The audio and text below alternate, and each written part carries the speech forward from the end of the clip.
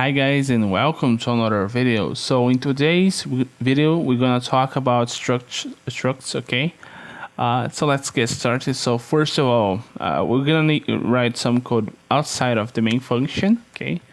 Because we usually write structs here. So we're gonna write a struct to represent something. So in this case I'm gonna represent a person, okay? So you guys can think of a structure as a collection of data types in which we can make some action with it. Okay, so let's say struct person.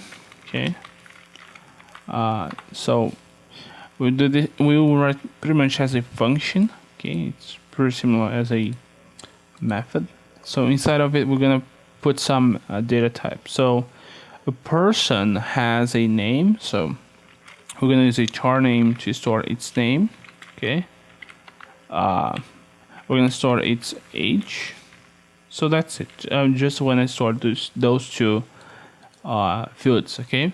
So got the name and the age. So the structure can be used for a lot of things, but in this case we're gonna use for this. Okay. And I'm gonna show you guys some other examples later on. So to initialize this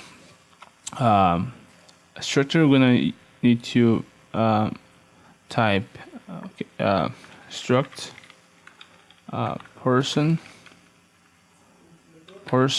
let's say Steve, or person1 equals. So now we can initialize by passing some values here. For instance, Steve and 35. Okay, so we've done this. Now what we can do is to retrieve some values. So let's just say Steve is %d.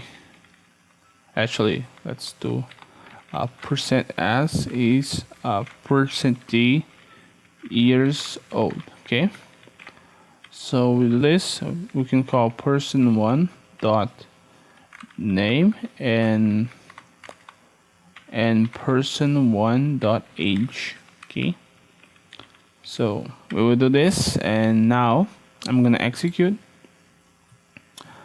So what I'm seeing is Steve is 35 years old. Okay, so you guys can see that we can use structs to store multiple values. Okay, so thank you guys for watching this video. See you guys next time.